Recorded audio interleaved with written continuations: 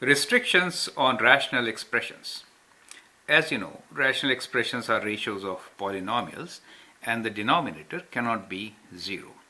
If the denominator is 0, then that expression is not valid and that leads to restrictions. The question here is, state restrictions on the variables in each of the following. So we have three different expressions here and all of them are cubic. So in this video we'll see how to find restrictions when the polynomial is cubic. The first one is 1 over x cubed minus 1. Now denominator should not be 0. So we know x cubed minus 1 should not be equal to 0, right? That gives us that x cubed should not be equal to 1 or x should not be equal to cube root of 1, right? Which is equal to 1, right?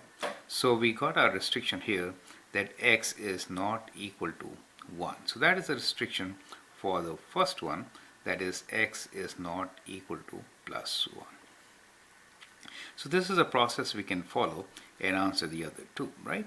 So this one we have x cubed plus 8 not equal to 0, x cubed not equal to minus 8, x not equal to cube root of minus 8.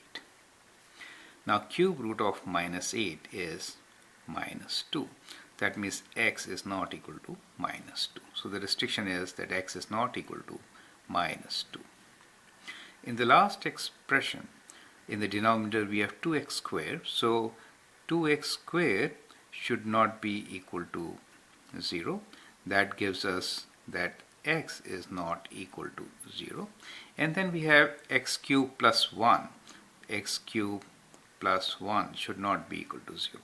Each factor you should equate not equal to 0 to find all restrictions, correct? So that gives you that x cubed is not equal to minus 1 or x is not equal to cube root of minus 1, which is minus 1. So we have two restrictions here and they are x is not equal to 0 and minus 1. So these are the two restrictions. Now for some of you, let me give you, we have a cube minus b cube and a cube plus b cube here.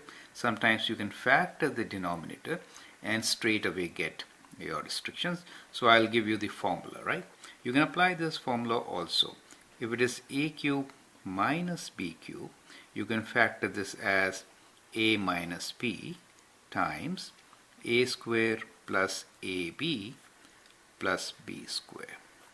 And if we have a cube plus b cube, it could be factored as a plus b times a square minus ab plus b square. So remember, if it is difference of cubes, then the first term is minus and here all the terms are positive.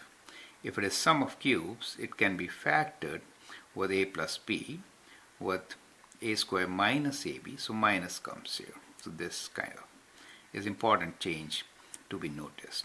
You can factor using these formulas and then also come to the same conclusion.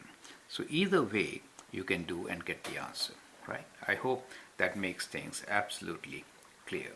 Thank you and all the best.